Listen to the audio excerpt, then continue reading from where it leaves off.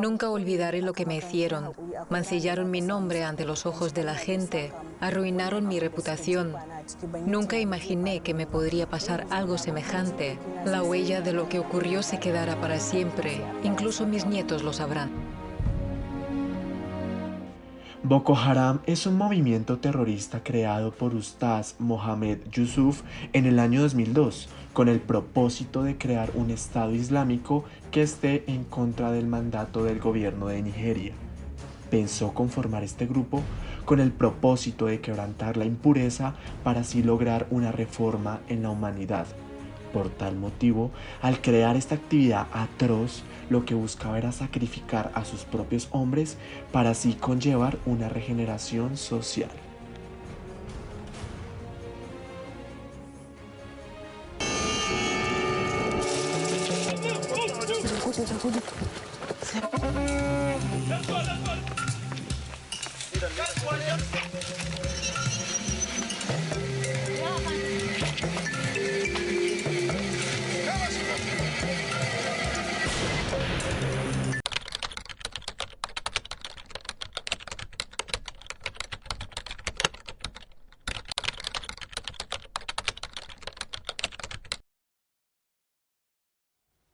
Cuando Boko Haram empezó la guerra, lo vimos llegar desde lejos. Llegaron las tropas y la gente huyó despavorida. Nosotros, los adultos, decidimos que, como conocemos la sabana, podemos ir allí y usar nuestros conocimientos para ayudar a nuestro pueblo. Pero se preguntarán, ¿cuáles fueron las causas que llevaron a que surgiera este problema? En el 2004 empezaron a cometer actos terroristas, como el ataque a los puestos de policía que se encontraban en el estado de Borno, donde varios civiles y agentes fueron asesinados. Pasaron 5 años para que este movimiento desatara una polémica sin precedentes. En un principio, los hechos presentados se convirtieron en el foco de los medios de comunicación, ya que los atentados contra la Guardia Nacional hizo que se estabilizara la nación en cuanto al sistema de seguridad previamente manejado.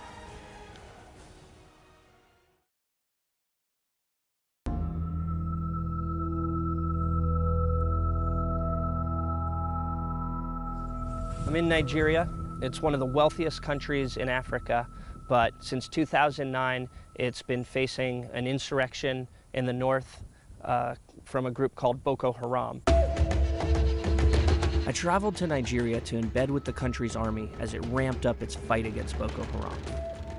Nigeria is almost equally divided along religious lines. The country's southern region is predominantly Christian and is home to oil and a thriving economy. The north of the country, on the other hand, has a majority Muslim population. With minimal natural resources, the north is extremely poor. Couple that with the lack of government presence, and it's become a breeding ground for the rise of radical Islam. In 2002, Muslim cleric Muhammad Yusuf founded the group Boko Haram. The name loosely translates to Western education is forbidden. As the only journalist on the front lines, I arrived at a unit located less than a kilometer away from enemy forces.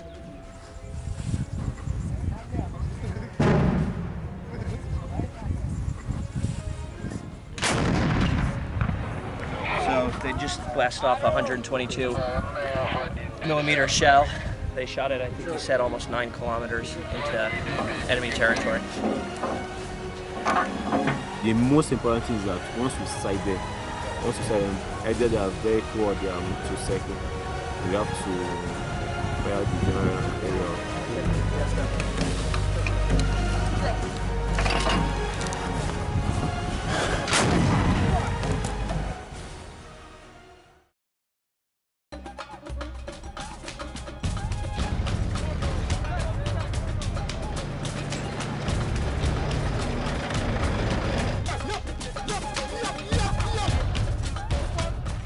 We're on a patrol in a queue of about 300 to 400 soldiers moving towards Bama. These guys are on a foot patrol. They're staying in one line with some tanks at the front and some support vehicles at the back because the road's supposed to be lined with IEDs, so it's safer than sort of flanking out in a tactical direction. Oh.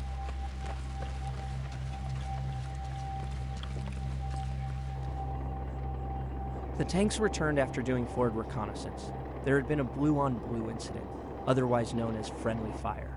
Apparently, 2 soldiers had been killed when the fire force approaching from the left flank had mistaken another unit for Boko Haram. The invasion of Bama was stalled. The 103rd was ordered to spread out and hold their position. I caught wind that another assault was planned for the following morning. This time it would be led from the air. So I hustled back to the Maiduguri airport, where I hoped to catch a ride with the air assault force on one of the Mi-24 Hind attack helicopters.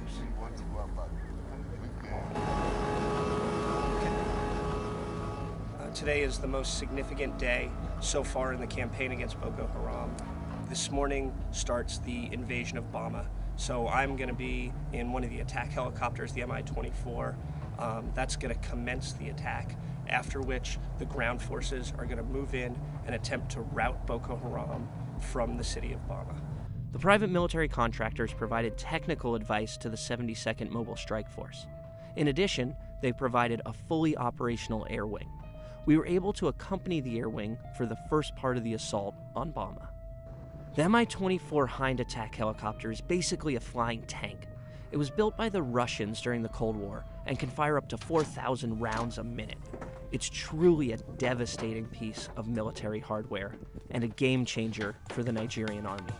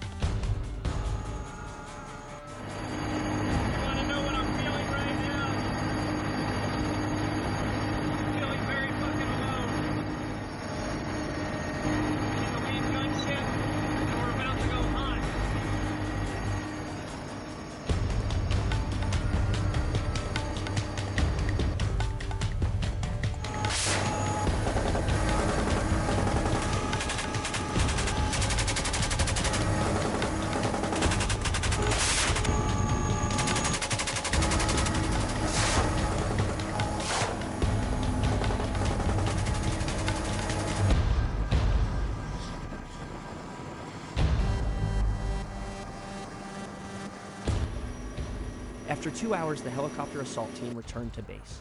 The ground forces would move in. I waited on the tarmac for reports from the ground forces.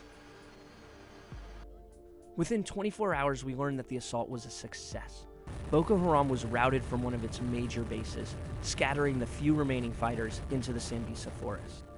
The following day, Nigerian tanks rolled through Bama with President Goodluck Jonathan in the lead. This marked the first time a Nigerian president was able to enter Bama since the beginning of the insurgency. Much attention has been given to the reports that foreign military contractors were involved in the war against Boko Haram. While the fog of war always blurs the line between multiple sets of combatants and non-combatants, it was my experience that this was a Nigerian military victory. Despite the success of his army, President Goodluck's luck ran out. 1 week after the assault on Bama, he lost the election to his opponent, former General Muhammadu Buhari. But the battle is far from over. The new president has promised the people of Nigeria he will finish the fight against a weakened Boko Haram. This will not be easy. The next stage of combat is likely a complicated counterinsurgency battle, an unconventional fight against an unconventional enemy.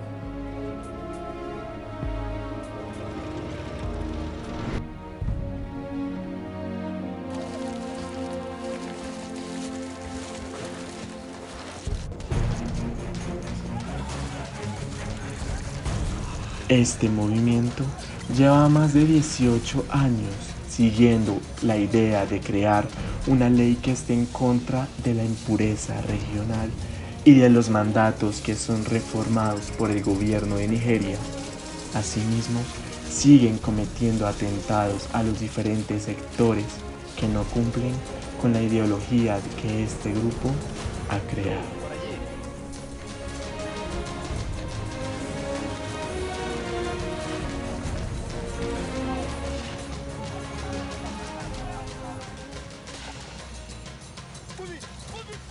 Vamos, vamos, vamos.